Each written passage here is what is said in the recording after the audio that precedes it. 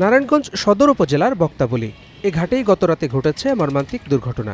ফেরি থেকে নদীতে পড়ে প্রাণ গেছে ৩ জনের। এরপর থেকে গুরুত্বপূর্ণ এ নৌরুটে বন্ধ যান চলাচল।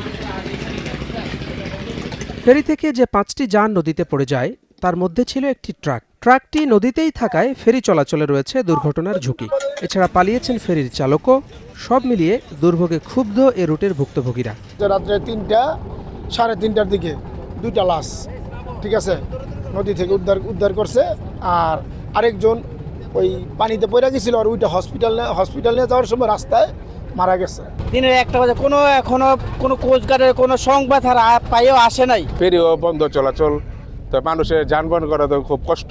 বিভিন্ন এখানে চলাচল করব, গাড়ি মালটাল নিব। দুর্ঘটনার পর প্রায় 16 ঘন্টা পেরিয়ে গেলেও উদ্ধার তৎপরতা শুরু করতে পারেনি বিআইডব্লিউটিএ। প্রাথমিক পর্যবেক্ষণ শুরু হলেও উদ্ধার কার্যক্রম বা ফেরি চলাচল নিয়ে কিছুই জানাতে পারেননি কর্মকর্তারা।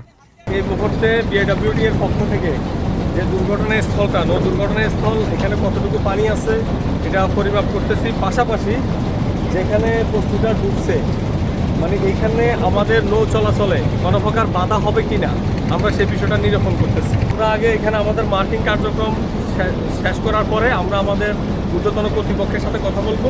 শনিবার রাত 9:30টার দিকে বক্তাবলী থেকে নরসিংহপুর যাচ্ছিল ফেরিটি। ফেরিতে থাকা একটি ট্রাকের ইঞ্জিন ভুলক্রমে চালু হয়ে গেলে পড়ে যায় নদীতে। তার ধাক্কায় পড়ে আরও 4টি যানবাহন, সেই সাথে নদীতে পড়ে প্রাণ যায় 3 জনের। মোটরসাইকেল চালক রফিক গুরুতর অবস্থায় মারা যান হাসপাতালে। সিঙ্গাপুর প্রবাসী মাসুদ রানা আর রিকশা চালক স্বাধীনের মরদেহ উদ্ধার হয় নদী থেকেই। তাদের পরিবারে এখন কেবলই শোকের মাতম। Desk report, star news.